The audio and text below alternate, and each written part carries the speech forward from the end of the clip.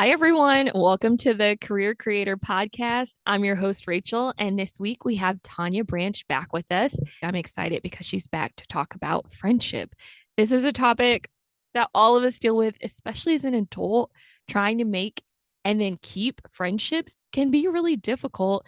And I also think that friendships play a really important role in our lives, and that in turn does impact our career. They usually are our support system. We show up for them, they celebrate with us, we celebrate with them. So I thought it'd be fun to have this conversation with Tonia because she's someone who I personally value as a friend, and I think she's a good friend. So I'm excited to talk to her about this. Hi, Tonia. Hello, thanks for having me back. I'm excited to chat about this today. Yeah, and it was, I mean, not even on purpose, but on the last episode, as we were talking about mentors and sponsors, we talked about letting go and knowing not everyone's there forever. And I feel the same way about friendships. What about you? Oh, yeah, this is a very important topic. Very much fits within the concept of relationships with other people in many different ways. I'm excited to dive a little deeper into it. It's interesting because as a kid, I've talked to a few other friends about this. My mom never sat down with me and said, "Hey, here's how friendship is. Here's a little lesson on friendship." We didn't talk about that in school. So no one really tells you how to be a friend. Now, my mom would say things like, to have a friend, you have to be a friend, and the importance of pouring into people and not Hmm. just being someone who wants to take from people. Like that was a lesson I learned as a kid. But I think friendship was always this thing where you just kind of figure it out on your own. No one's giving you a toolkit or a rule book for it. So Hmm. I'm curious, what did you hear growing up about friendship, or did you learn any lessons there? That's a good point. I don't know that anyone necessarily said this is how you be a good friend to Yeah. someone. I think my parents and, being in church and things like they teach you how to be a good person.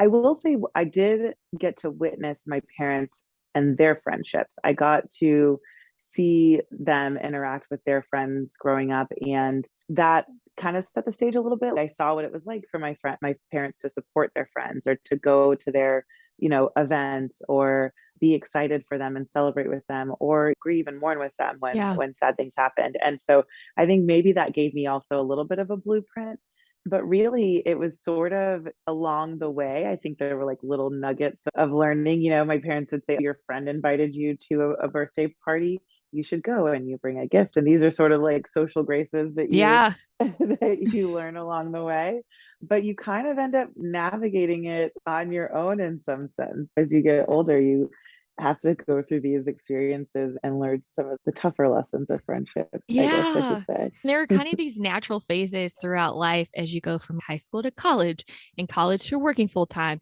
And then people start getting married and start having kids. There are natural Hmm. transitions that I feel like we don't talk about enough. We have talked about it on the phone, just catching up, and I've talked about it with other friends, but I haven't heard a lot of public conversations around those natural ebbs and flows in the way friendship looks.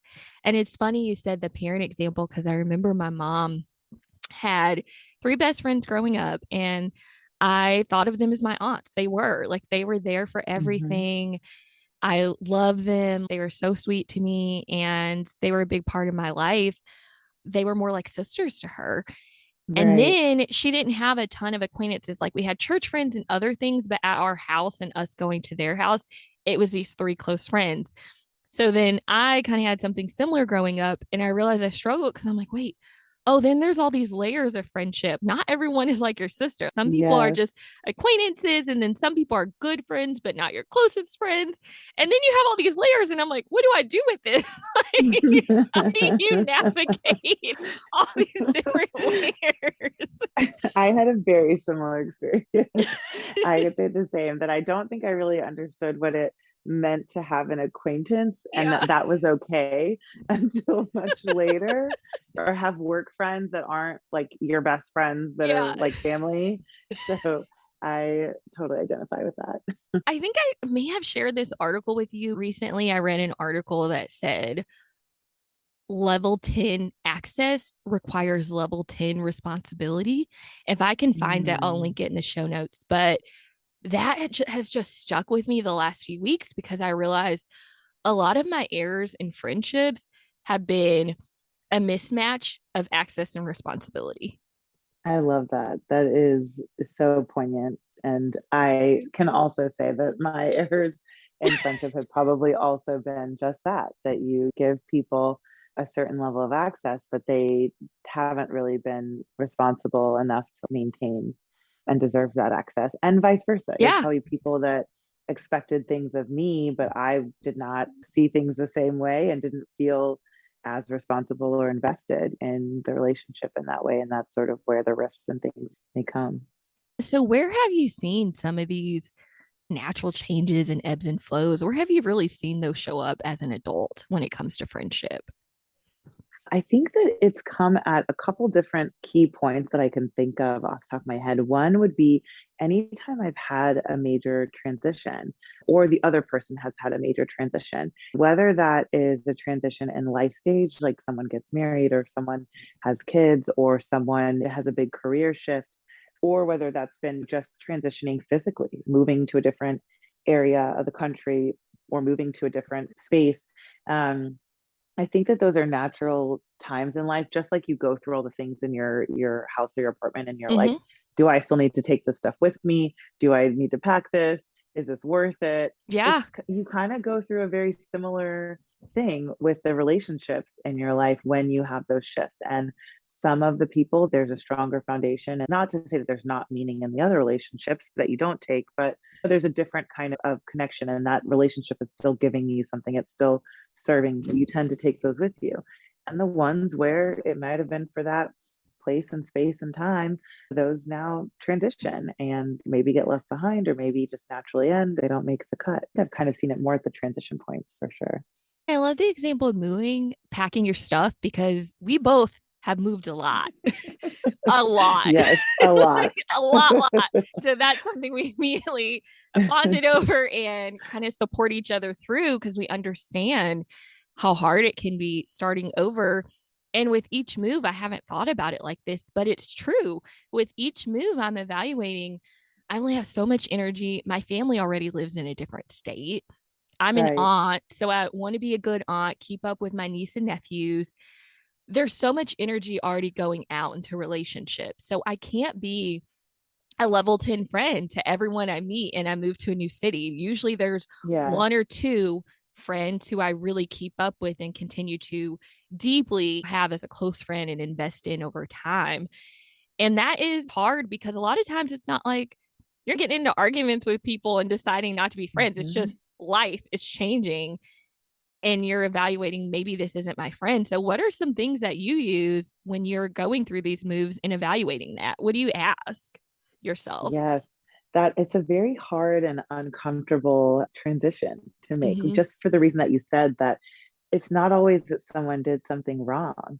I'm speaking for myself at least, but with my personality and wanting to be invested in people and really be there for my friends. And it's a little uncomfortable for me to say, maybe this relationship isn't serving me anymore. And I'm not really able to give the energy and attention and be a good friend like I have been. And maybe it's time for that to transition. And so one of the main questions I ask myself is this relationship serving me? Friendships are supposed to be reciprocal and mutual. And just like we just talked about, acquaintances and colleagues and contacts are a very different kind of relationship. Mm-hmm. And it doesn't mean that they're bad or that you don't like someone, but not everyone is meant to be your best friend. Not everyone is meant to be your close friend or even a friend. Sometimes you Yeah. just have people that you Yep. see, you're cordial with, you maybe spend time with every once in a while at a more like surface level. But then there are people who are like, there's the actual true relationship there, Mm-hmm. and you give energy to it, you give attention, you give time. And as people who are very busy, time is a commodity, time is currency. And so that's the question, the main question I ask myself is this serving me? Am I willing to spend my time? Am I willing to spend my effort really investing in building my relationship with this person and serving this person as a friend when it doesn't benefit me? That is a big piece of friendship. And that's how I've started to delineate those relationships in my life. To be quite honest, the number's slowly gone down over time. That's I okay. agree. The number has definitely dwindled over time. And I think part of that is natural life changes, but I think part of it is understanding. I know me, as soon as I turned 30, I told people something switched in me and Mhm.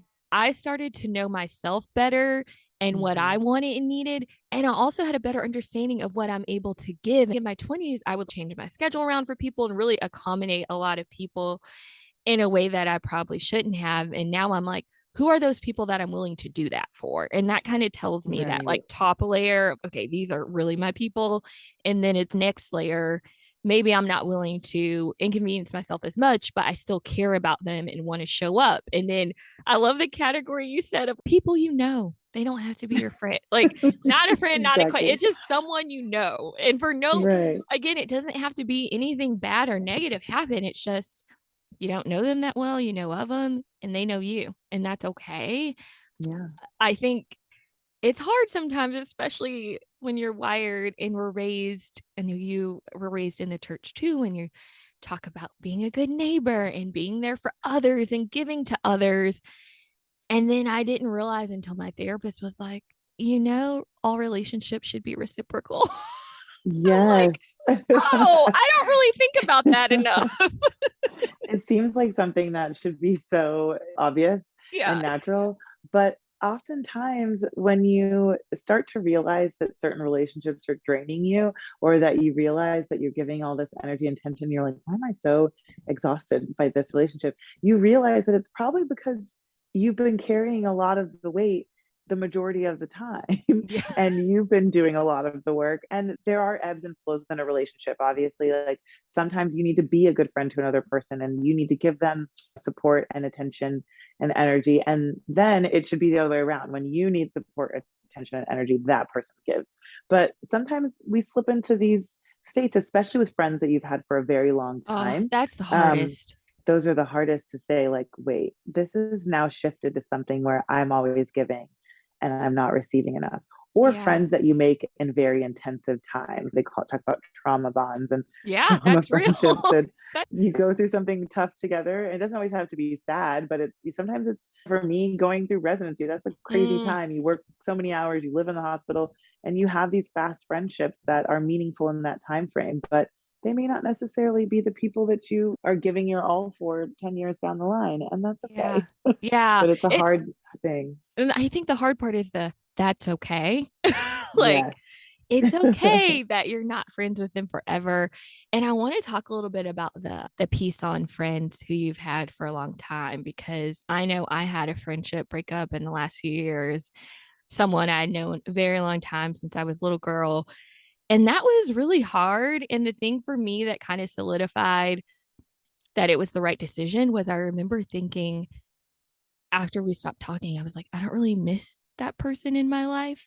I didn't Mhm, miss mhm. them being there. So I was like, oh, that tells me a lot about what the friendship was like and the feelings I was having, that it wasn't always reciprocal and it could be draining. I don't know. No one really talks enough about like friendship breakups are hard. It's They're very sad, hard. even It's if it's like, right. yeah, it's like any other breakup or end of a relation. People talk about divorce being like grieving a death, and breakups being very tough and traumatic with a romantic relationship. And I feel like friendships are within that group too. This is someone that you had a bond with, that you had a connection with, that you've shared experiences with. Sometimes our friends are closer to us than our family. These Uh, are the people that we actually chose to have a relationship with. And when that ends, it goes through its own grieving process mm-hmm. and its own process of acceptance and understanding and having to find a way to move on. Quite honestly, I had a couple of friendship breakups over the years.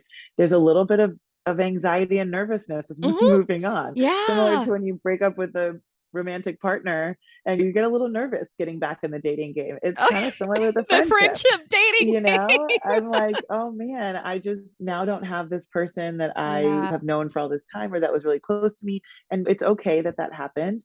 But now I'm a little nervous. Do I want to let someone else in as a best friend? Do I want to, put in the energy and effort for another friendship, knowing that it may not go the way I Yeah. want to? It's a little, it's tough to do, especially as an adult where you don't have the years of experience with that Mm-hmm. person, you're starting new and you're in a different place in a different life stage. Making friends as an adult is tough to do, especially after you've ended, certain friendships that you've had for a long time. Yeah, and it's similar to dating because it's also you have that person who would be your go-to to text like, "Hey, how does this outfit look for my date?" Or, look at this thing I just found. Like just the random things that Yeah. you think in your head that you can that person you can just pick up the phone. You don't have to schedule a call 2 weeks out. It's like I can just pick Yes. up my phone and call them. Yes. And that's a Just the day to day. yes, the day-to-day like mundane things that aren't flashy or important, but they matter to you in your personal life. And I think Mhm. that's the spot when you're making a new friend, like, that's the hard part to figure out. Like, how often can you contact them? And like, when do you go from like acquaintance to good friend to figure that out? So I'm Yeah. curious, since you've also moved a lot, how do you make new friends as an adult? We know it's hard. So, how do you do it when you're in these new cities? You may not know anyone outside of work. What are some of your go to things that you try? That is a very tough thing to navigate, like you said. Yeah.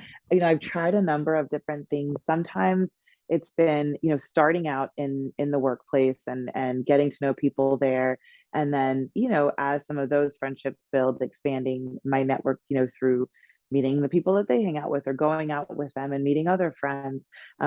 But it is hard too because you want that work life balance and a little separation from work. And so I've tried to be more conscious about not only having my friends at work when I move to a new Mm-hmm. city. But I have a dog and I take him to the dog park a lot, and so I've made friends that way. I've made friends just sometimes going out by myself, and if I'm sitting at like a restaurant or a bar, chatting with people around me. I love to travel, and I've met people even just this weekend traveling to a wedding. Met people on the plane who are in the same city as me, and those are people that hopefully I'll get a chance to hang out with and maybe we'll become new acquaintances or friends. I think there's just similar to dating, Yep. again, a sense of you have to have a little bit of confidence there and a little bit of in yourself to put yourself out there. Say hi to people, talk to people. I get that social anxiety is a very real thing for many. And so I've also tried more formal ways of attending, events like for people new to the city, or there's different apps like Meetup or Bumble Friends or things like that, where it's built for people who are adults who are new to an area or just in a new stage of wanting to meet friends. And I think similar to the way you'd go about meeting someone romantically, I've tried to put the same attention and effort into making friends when I'm in a new place too. I like what you said about putting in the attention and effort. This is something I noticed too. Like, there's always memes, and people are like, oh, I just love low maintenance friends who I talk to once a year. And the thing is, maybe with someone you've known, that's great. If you're meeting a new friend and you see each other once a year, y'all aren't going to be that close. That Right. is not going to be a very fruitful friendship. Like a friendship is a relationship, just like any other relationship. It takes time. And I forgot there's like research and numbers on this, but I forgot the amount of times you have to see someone. But basically, it showed like you have to consistently interact with someone to build that deeper connection. And I see all these studies out like how people are so lonely and don't have close friends, but there is some effort involved. And Oh, oftentimes, for sure. especially after work, sitting on your couch sounds really nice. It sounds great to not go anywhere, even on the weekend. It can become very easy to get into that routine, especially if you work from home, which I do. But if you want that community, you want those good friends, those people you can go to and trust. You don't need to have a ton of them, but to build that up, it does take effort and energy and time. And it's an investment you have to say like, okay, if this is important to me, I have to be willing to make this investment. Even though, it's not going to look like when you're 22 and you might see someone 4 times a week. You might not see Right. someone every week, but there does has to be some intentional effort. Oh, definitely, for sure. It's like any other relationship, like you said, you have to put in the energy so that you will also get out what you're putting into it. One thing that I've done with newer friends or people that I'm getting to know and hoping to be friends, I've really tried to make time. As I mentioned, when you're a busy person, you have to like schedule and put in the time and put in the effort.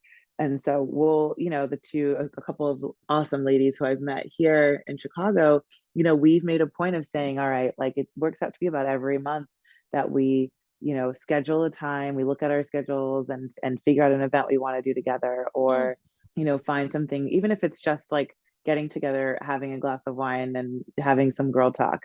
We will look at our work schedules and pick a date and pick a time, and we'll rotate who's hosting, so that the burden doesn't fall all on one person. And we check in with each other along the way. We have our little group chats and text conversations, and I think you do have to put some attention and effort into keeping that up, but really carving out time to spend with those people is going to be important for starting to build that relationship. yeah. And I like your suggestion too of having a normal cadence, whether it's monthly, twice a month, whatever that looks like for you and your friends, but having that so okay, here's when we're going to connect. Again, not with everyone, but those people that are really important to you and that you want to continue building those friendships. Having that set time to connect is really great. And I've even done like walks with certain people, like either every week or once a month. We might go on a walk together. So I like the kind of dual purpose. So, you're getting your fitness in. We Yeah. both have health goals, and it's nice too. It's free. So it just, it works with your money goals. So there's ways to do it where you don't have to just go out to expensive meals. Cause I think that's the Yes. challenge when, at least for me, when I move to a new city, what ends up happening is I'm meeting new friends, but it's all like, let's go out to eat. Let's go out to eat. And I'm like, man, this is expensive. I'm gaining weight. My pants aren't fitting. Like, what is happening? So, even getting out of that rut of let's go out to eat, let's do happy hour, going on a walk. I know, Tanya, you have a dog, and the dog park is someplace you go. So, meeting people at the dog Yes. park, or for me, something I've tried with friends who are long distance because we talked about moving. So now I'm like making new friends and then trying to keep up with all the other friends I already Yes. It's a have, hard balance. which is hard to balance. Something I've tried is sometimes we will like a certain like author and we will buy the book and then talk about the book too. Like just add something in addition to Yeah. like the catch ups, something that's different, or I don't know, just little things like that we share with each other, or little things that we both are interested in that we talk about. Like we might listen to the same podcast and we'll check in on that. So, like, just those little touch points that are meaningful outside of, what'd you do this week? How are you doing? And also making sure to celebrate. So, sending I love handwritten cards. If I know a friend's going through a stressful time, I will send them a card or send a little gift that's like, nothing fancy, just something small to say, I thought about you and I care about you and want you to know I'm here.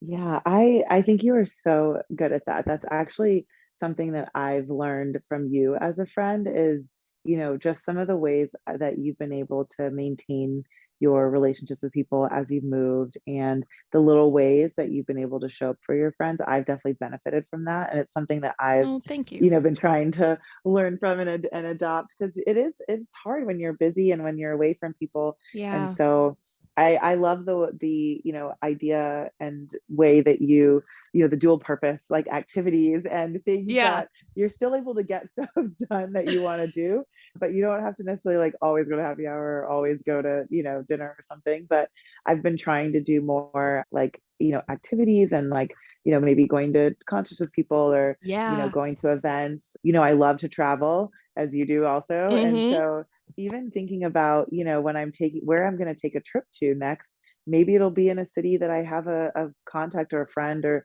acquaintance or someone that I haven't seen in a while. And so I try to make time, build in time during that trip to say, let me reach out to that person. And even if we just grab a cup of coffee, or Yeah. even if we just see each other, not even have to do any sort of activity, but just say hi. And it really has allowed me to, maintain some of those relationships, and adds that little extra fulfillment, and Uh, to make your trips meaningful. So I think there's a lot of little ways that you can kind of be able to maintain those relationships even from afar.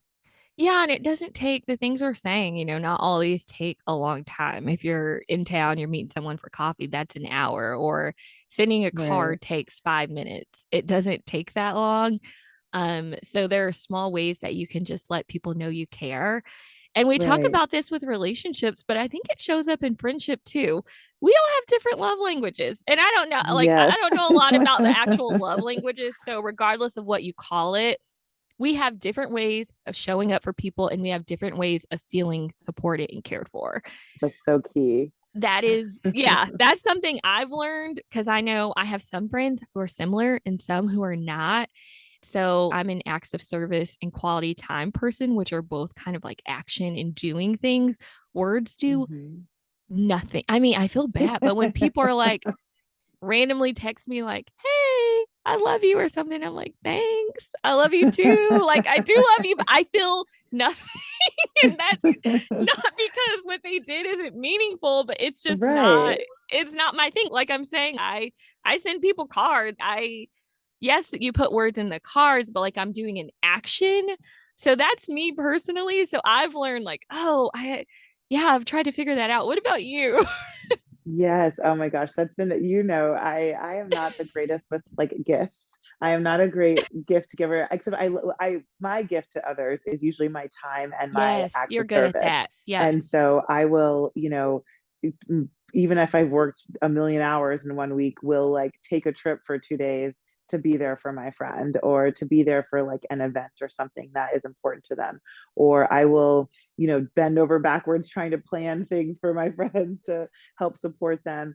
But I'm not a great gift person. But some people, that's the way they receive, their love and their affection. And that's what really gets them going. So I've tried to be more cognizant of like, well, what is it that person actually needs rather than what am I good at giving? And Yes. that's been able to help me Game maintain the changer. friendships a little bit better. But yeah, it's a tough thing to navigate. And that, just like you said, just like with a romantic relationship, you have to think about, well, what is it that actually like this person needs and what do I need also, because that's important for checking in with yourself about relationships and saying, does this person get what I need? Are they doing the things that make them feel good rather than doing the things that help me feel good and help me feel fulfilled and, keep my cup full? And that's something also like you have to talk with your friends about too, Hmm. you have to have that conversation. I've had friendships over the years where I've had to say, look, like, I feel like this is not going how I want it to go. And, I value this friendship. I want to maintain it. If you agree and you feel the same, how can we like work on this? How can we make this better? Sometimes these are uncomfortable conversations, but getting through those humps has actually strengthened my friendships with people. And I've been able to maintain some friendships for years and years because we've been able to have that dialogue and reciprocity. Yeah, I 100% agree. I had to have one of those conversations last year. And I was like, oh, I don't want to do it. This is scary. I have hard conversations at work all the time. It's part of my job. But I was so like, ugh. And then I had the convo and they were just like, oh, thanks for letting me know I didn't know. And, it was so easy and nice because, again, when it's two people, friendship, family, any kind of relationship you're in, and two people care and they want to support each other, they're willing to adjust and learn together. And so it Exactly. can be scary, but it's worth it. For Yeah, sure. I'm laughing because I'm like, yes, all these stories, I have examples for all of this where it's gone right and wrong.